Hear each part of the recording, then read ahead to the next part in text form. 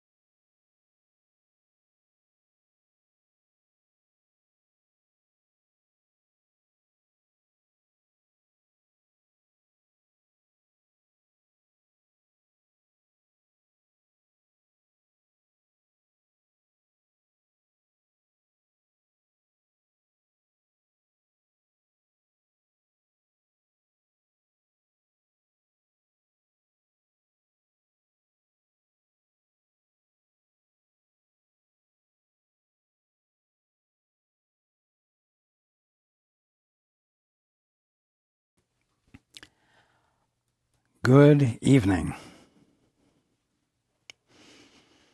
and welcome to everyone who's joining us on the internet. A new section, Sin versus Error. Now, where in the world did this come from? We ended up with a significant clarifying thought last week, which said, let then your dedication be to the eternal, and learn how not to interfere with it and make it slave to time.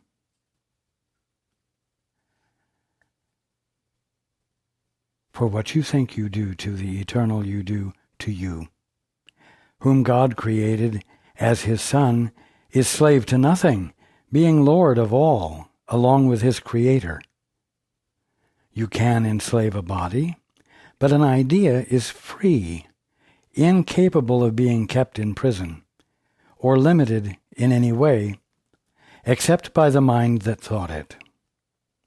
For it remains joined to its source, which is its jailer or its liberator, according to which it chooses as its purpose for itself.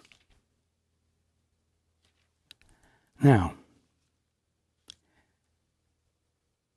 earlier on, the Course said to have faith is to heal.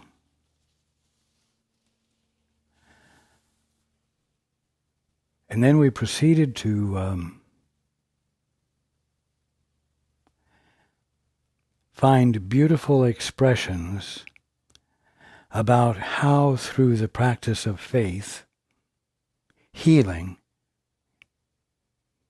can occur, because it's inseparable from the practice of faith. And then we ended up, let then your dedication be to the eternal, right?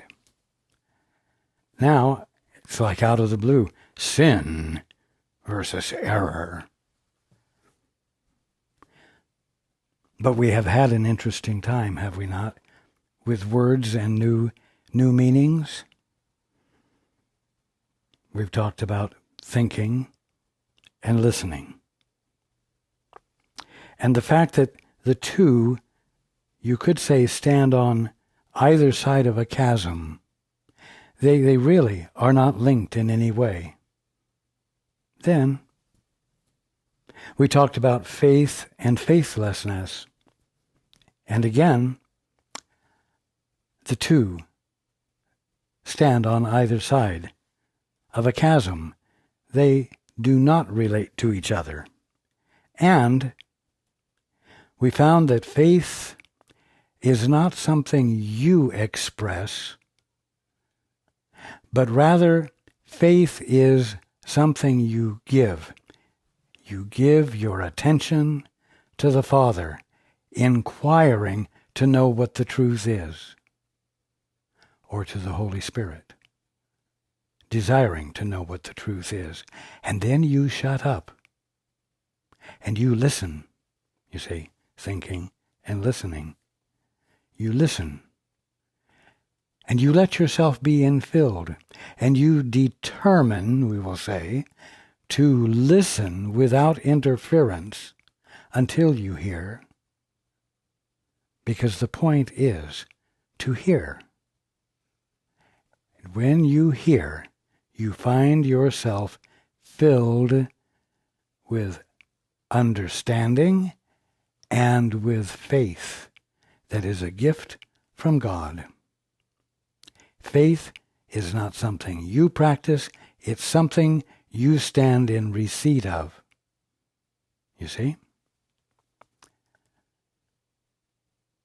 Faithlessness, on the other hand, and I am repeating myself because it's important for these things to be very clear. Faithlessness doesn't make sense to the ego, to what you would call the rational mind. Because faithlessness is when you're relying on yourself alone as an independent agent for change.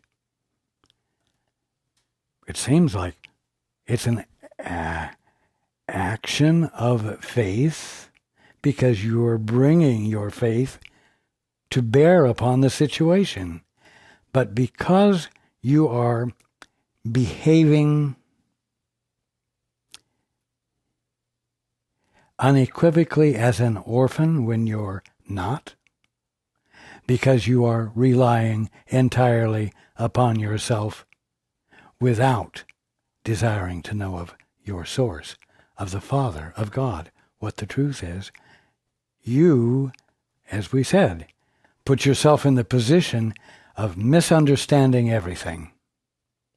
You put yourself in a state of active ignorance that causes you to be unable to see the kingdom of heaven as the kingdom of heaven.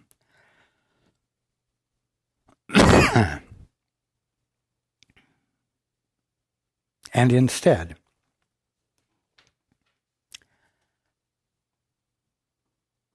you see and experience it as a material universe.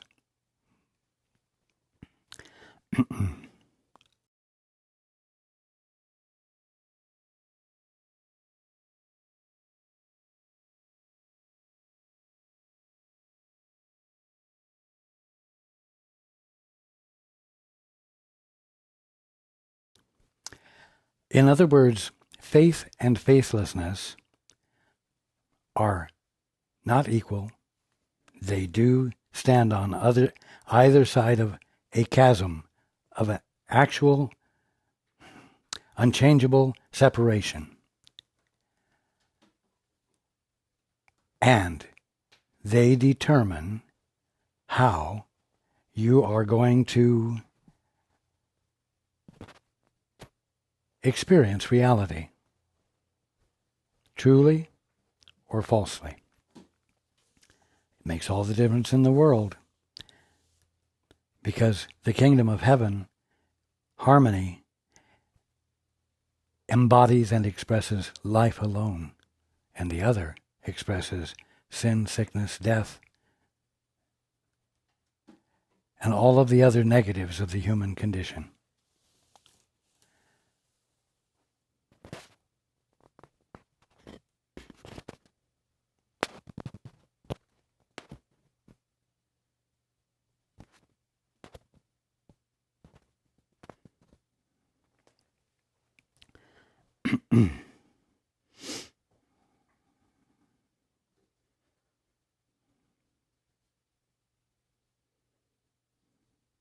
Now,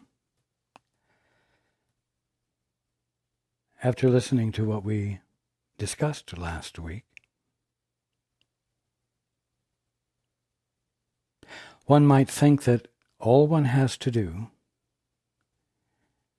is engage in the holy instant,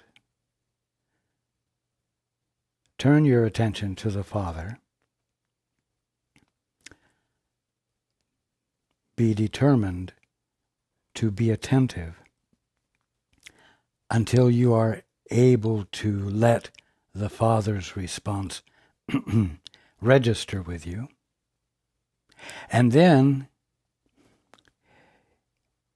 in the presence of that influx of inspiration and faith, see your brother or sister in the light of the truth of them, because that is revealed in the process of faith being gifted to you. And then, shall I say, magically observing healing occurring spontaneously with your brother or sister, because of the innocence of your vision. Now, that isn't always the case. And that is exactly why we now are entering into an exposition of the difference between sin and error. Now it's interesting. You may be infused with faith, understanding, and spiritual clarity that you've never experienced before, that reveals to your brother to you in a light you hadn't seen him or her before. An amazing and healing perspective.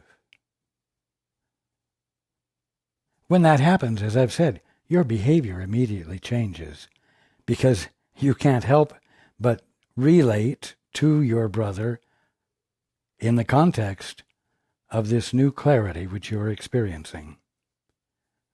Now,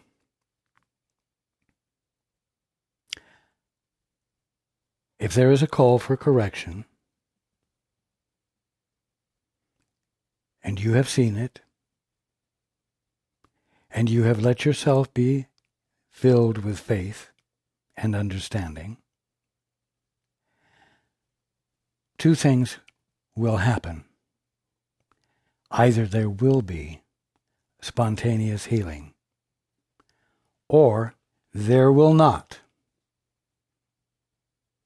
Either healing will be received, will be allowed, your brother will let it in, and will let go of whatever the details of the bondage were. But sometimes what calls for correction is something that your brother doesn't want corrected.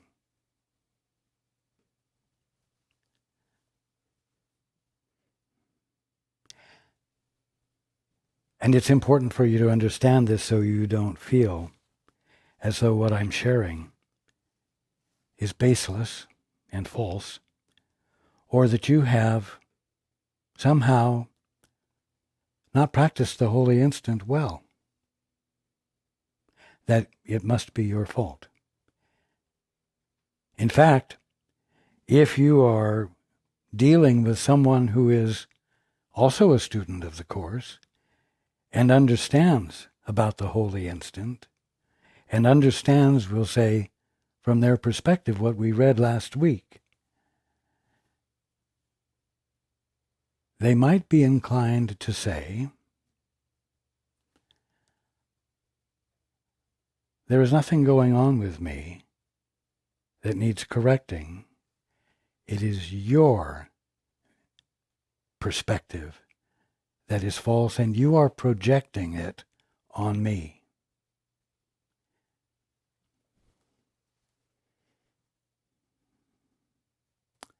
And the reason for making that statement is to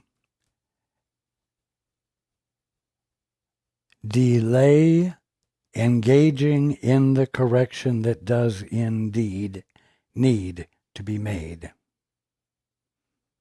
It is very easy to avoid correction that isn't wanted by blaming the other person's perspective and laying a guilt trip on him or her for having such a misunderstanding. And yet at the bottom line, this whole exchange of ideas, placing the guilt where it doesn't belong, is just a means of delaying being involved in the correction. Now, sin versus error. Pretty much equate to thinking,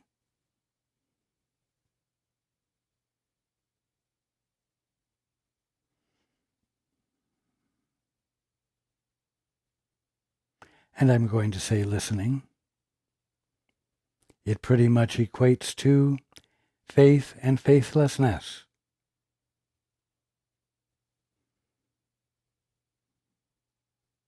I'm going to read. It is essential that error be not confused with sin. And it is this distinction which makes salvation possible. What's the difference between sin and error? Well, the difference is that error you don't want to hold on to. Error hurts, and you don't want to hurt. You're willing to give up error. But sin, we'll say, is error you want to keep. Sin is something you don't want to release.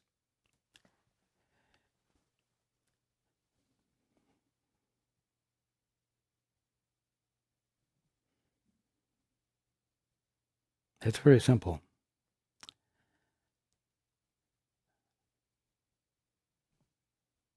You're running a fever. You're uncomfortable. Or you have a stomach ache. Or you bunged your finger in the door. There's no way you want to hold on to these things. When you say help, you really want help, and you're really willing to let go of the pain, the distress, you see, because having it is a result of an error. An error, indeed, in your mind, a misunderstanding of what you divinely are. As God created you, it's not your birthright to be experiencing any of those things I just described, and you deserve to be free of them. It is your birthright not only to not have had them enter your experience, but also to have them leave your experience instantaneously, because God did not ordain them, and therefore they have no justification for remaining. It's simple. Healing you desire, because it's the release from that which is unpleasant.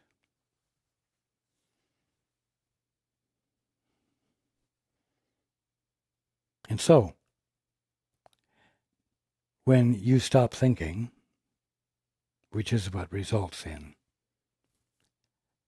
sin, sickness, and death, pain of any sort, when you abandon thinking and you choose to listen for the answer, you're willing to hear it. And if you are joined with a brother who is willing to listen on your behalf, to hear the truth about you so that you might become free of the pain, you are willing to hear the answer that will relieve you, you see? So, what is it about sin? Well, sin is like thinking. Well, let's be really clear. Thinking is sin. Thinking is you, the holy son or daughter of God, insisting on behaving as though you're not, and that you are an independent entity formed out of the ethers physically as a fluke of evolution, you see.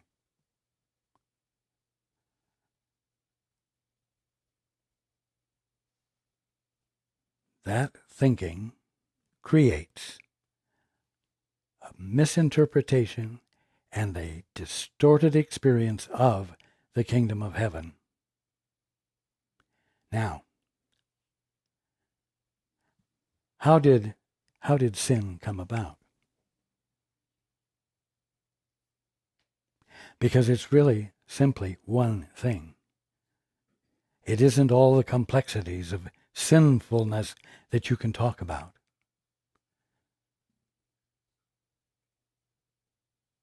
Sin describes you and another son or daughter of God saying to God, Father, I want a divorce from you. Father, I want to stand on my own. Father, I want to determine the meaning of everything. You see, I want to magnify I. I want to engage in activities that make me God. You see. Now what is that? It can be called an attack on God because you are trying to separate yourself from your source, your father, your mother.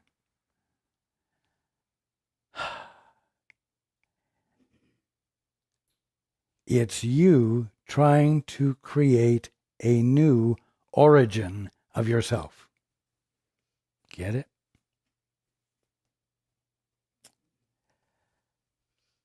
And it's called the original sin. The original sin. The mistake, the false belief about your origin, and the attempt then to become actualized, as I've said many times, as an independent agent. It is the attempt to be successfully independent when it's impossible for you to exist that way. And the only way you could seem to have the possibility of doing it is because you've already been created, not at your own hand. So, when you said, Father, I'd rather do it myself. Father, I'd rather determine what things are myself. And you attempted to do what couldn't be done. You engaged in sin. But it's more than that. Because it's one thing to, you might say, doodle with creation and alter it here and there and play with it. It's another thing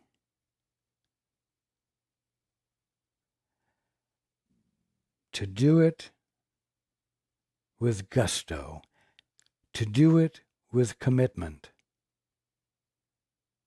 And at the bottom line, once the decision was made to attempt to function independently,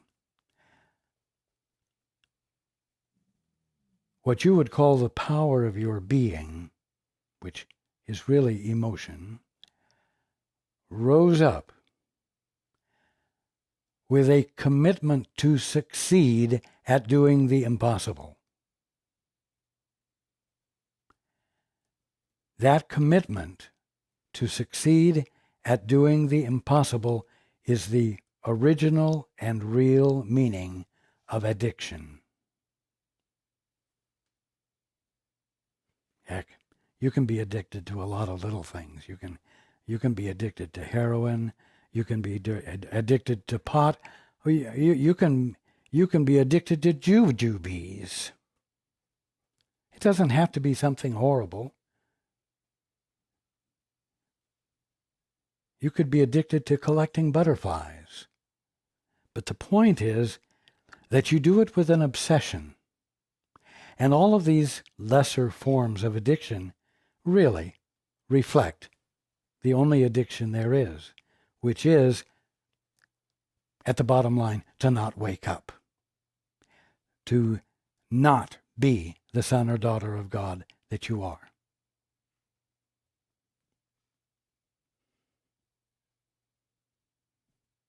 You see? You say, I want to wake up. You say, I love A Course in Miracles. You say, I love what Raj has to say. And I study it. And I try to practice it. But as you all know, you lapse in the practice of it. Why? Well, you say, it's because it's a habit. I'm used to thinking. I'm used to figuring things out. You see. But it's more than that. It's that you do not want to abandon the attempt to succeeding at being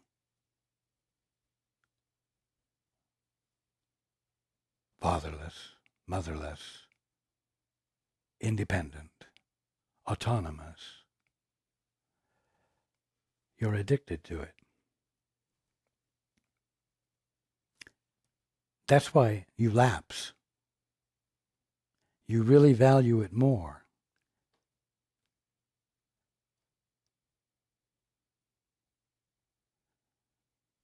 And so, although you're familiar with looking at your brother or sister or a family member or a neighbor and watch them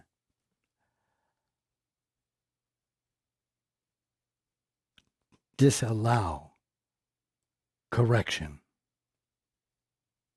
disallow healing. And you can see what they're doing. Each one of you who is not awake at this moment is doing the same thing.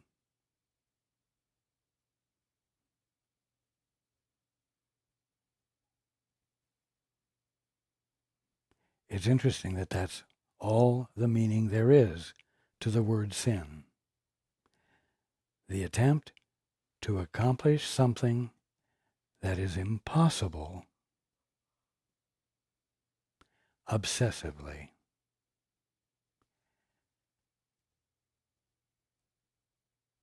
And we're talking about obsessively attempting to change the constitution of your mind so completely that it is incomprehensible to perceive yourself to be the holy son or daughter of God.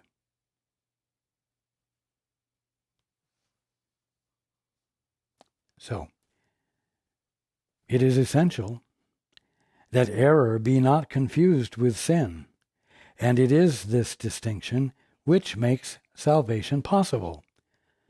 For error can be corrected and the wrong made right. Why?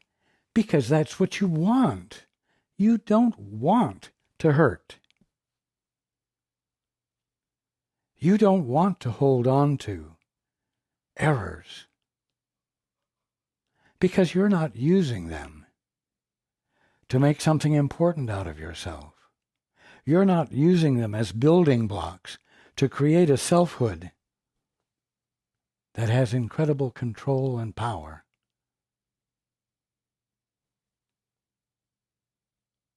But sin, were it possible, and those are the key words, but sin, were it possible, would be irreversible, not correctable. The belief in sin is necessarily based on the firm conviction that minds, not bodies, can attack. And you all know that you use that skill really well. Maybe you don't have to use it often, but when it's needed, man, you've got the skill. The belief in sin is necessarily based on the firm conviction that minds, not bodies, can attack, and thus the mind is guilty and will forever so remain unless a mind not part of it can give it absolution.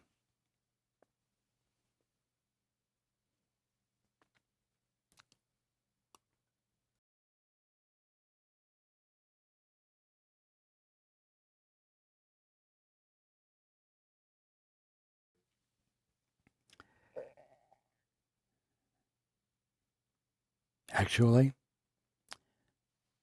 the very fact that you said, Father, I want to do things for myself, I want a divorce, and so on, that's really the only form of attack that needs to be corrected. All other attacks are copycats, and undoing them will not undo the original. But if you undo the original, it will undo all of the copycats. Now,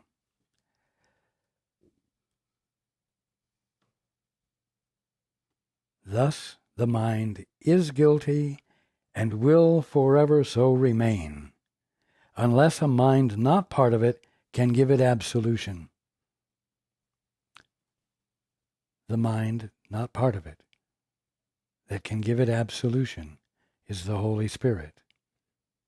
That part of the Holy Son of God that is being ignored, that was separated from in an attempt to be autonomous.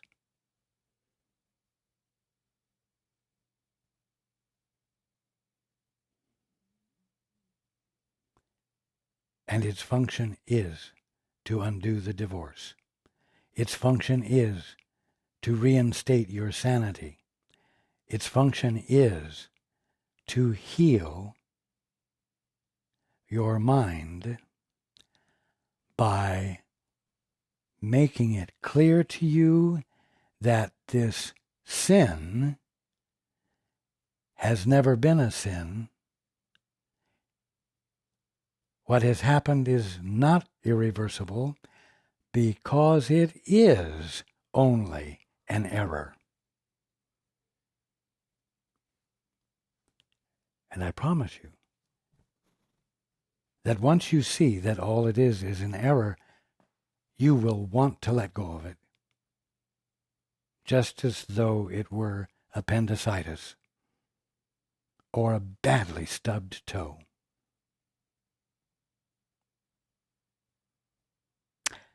Sin calls for punishment as error, for correction.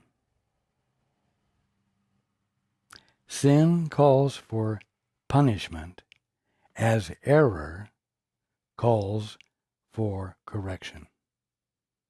But here's what it says.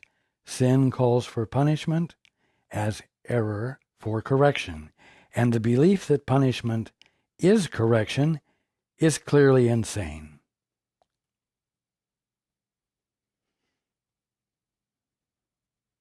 In everyone's insanity, they use punishment as a means of correction. They use punishment as correction, and you know it.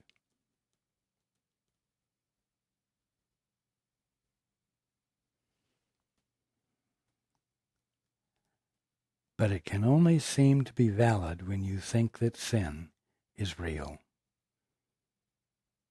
that sin is actual, that the independence that is being sought can actually be actualized. And it can't. So, punishment will never correct it. The abandonment of it will be the only thing that will correct it. Sin is not an error, for sin entails an arrogance which the idea of error lacks. No one arrogantly has appendicitis. No one arrogantly has a stubbed toe. No one arrogantly has a fever. You see? To sin would be to violate reality and to succeed. You see? Again, to sin would be to violate reality and to succeed. Now, it's my function to share the truth with you, to show that all this is an error which is correctable, and that no sin has occurred that requires punishment which you cannot escape. When you engage in the holy instant with a brother, asking of the Father to know what is the truth here about your brother, you are helping demonstrate the fact that their problem is not the result of a sin that they cannot escape the punishment for, and that it is a mistake that can be corrected. You see, when you engage in the holy instant and desire to know the truth of your Father, the function of that act is to cause healing, correction that will be accepted. Sin is the proclamation that attack is real and guilt is justified. You did indeed deny your Father, and He will never forgive you, and you will never be able to go back home. And so you must make it on your own. You see? But that's an error. It's not true. It assumes the Son of God is guilty and has thus, what? Succeeded in losing his innocence and making himself what God created not. Thus is creation seen as not eternal. You see? There we are. You practice faithlessness by attempting to be independently successful, and you cause the kingdom of heaven to seem to be a material world and universe. Thus is creation seen as not eternal, and the will of God open to opposition and defeat. Now, it can't be true, but if you're sloppy in your thinking, you can believe anything, if it serves you, and it might serve you to think that God has been defeated, because if he hasn't, great punishment awaits you. Unavoidable punishment awaits you. And so that causes your obsession with succeeding at being independent to intensify. You see? It causes you to strive harder to do what you cannot do, and it keeps you unconscious of the fact that freedom to be what you divinely are awaits you as a gift, held out to you for you to take hold of the moment you desire to, without any explanation, without any justification.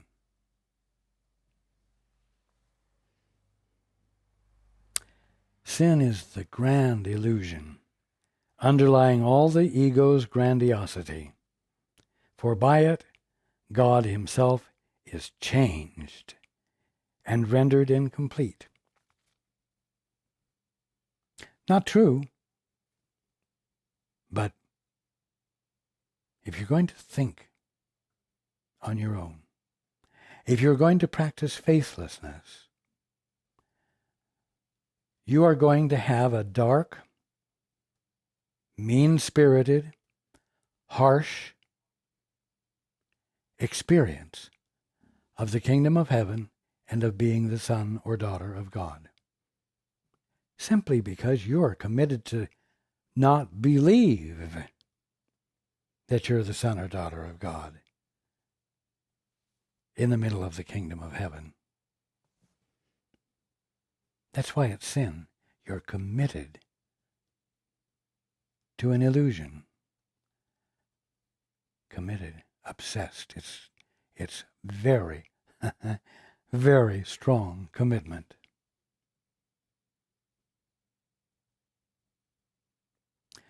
Now, the Son of God, which is what you are,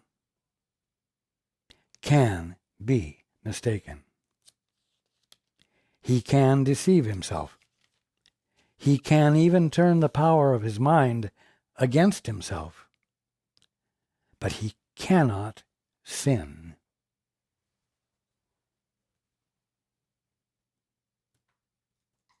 He cannot sin.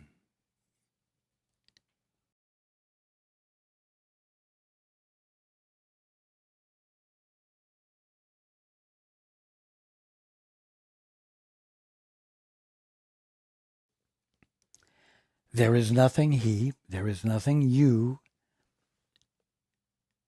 can do that would really change his reality, your reality, in any way, nor make him, you, really guilty.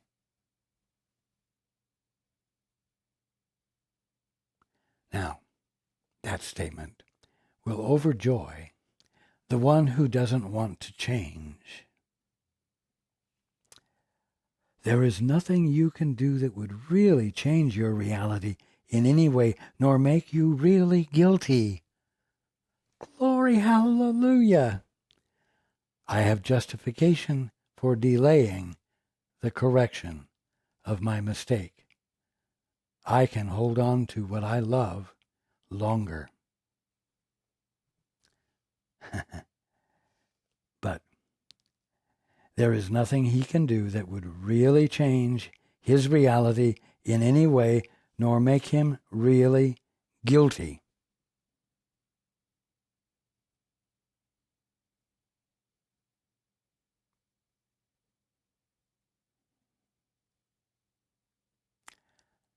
But what needs to be corrected still needs to be corrected. False beliefs and commitments to insane attempts to be what you are not has to stop, because it causes you to experience the kingdom of heaven as a material world and universe in which you sin, get sick, and die, and you have no choice about it. And so correction of that has to occur. It isn't true that you are perceiving it is an insanity. But it's not a sin. And you know what? It's not a disease. It's a misperception held on to for faulty reasons. And they are correctable. If someone not entertaining your present mindset, who is entertaining the Holy Spirit's mindset, joins with you and tells you that what you're doing needs correcting, and there will not be punishment from its correction. There will be release from the sin, disease, and death that you're already experiencing by virtue of not correcting it. You see? And that's what I'm doing, and that's what each of you will do when you choose to practice the holy instant in the context of a holy relationship.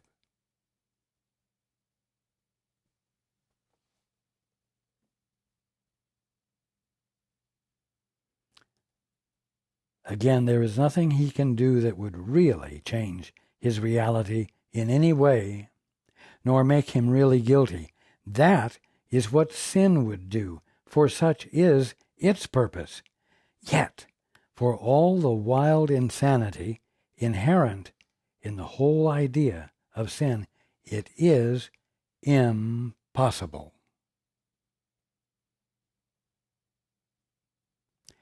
If it is impossible, then even though sin seems to have occurred, it hasn't, because sin is succeeding at being what you cannot be. Sin is succeeding at denying God, and by that denial causing him to cease to exist. It cannot be done. It is impossible. You see? That's why the solution to your dilemma is easy.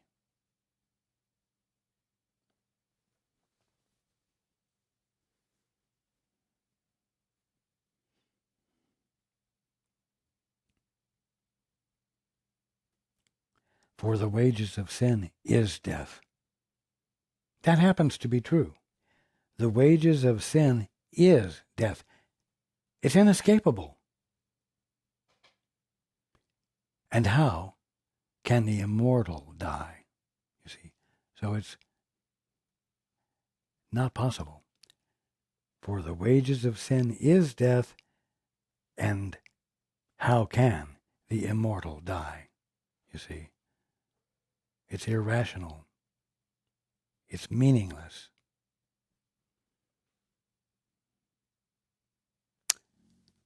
Now, a major tenet in the ego's insane religion is that sin is not error but truth. And it is innocence that would deceive. Innocence. Oh, how about that which teaches of innocence? The ego says that which would teach of innocence, like I am doing with you, and like any of you will do with your brothers if you practice the holy instant, When I teach of your innocence, I am telling the truth. But your conditioned thinking says, no, it is not. It's a nice idea that I'm a holy Son of God. But it certainly isn't actual enough for me to be experiencing it now. I can't claim my divinity and stand in the face of error and not be moved by it. I can't stand with the truth of myself and watch appendicitis vanish, let's say even in 5 minutes, much less immediately. I can't, you see.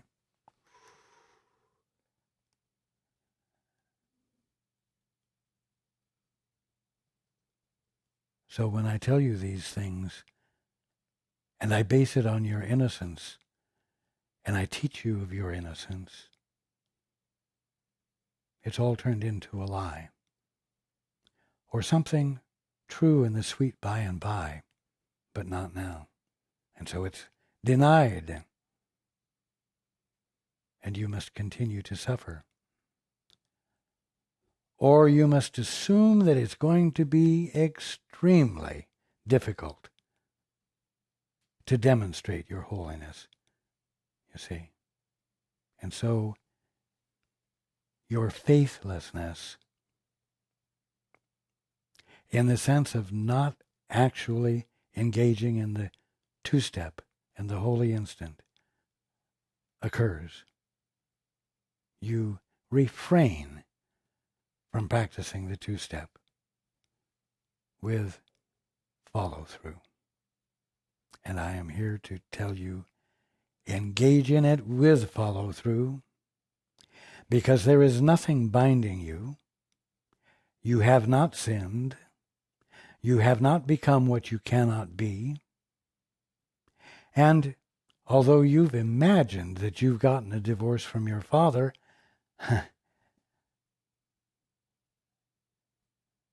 your oneness with him hasn't changed and never will. Purity is seen as arrogance.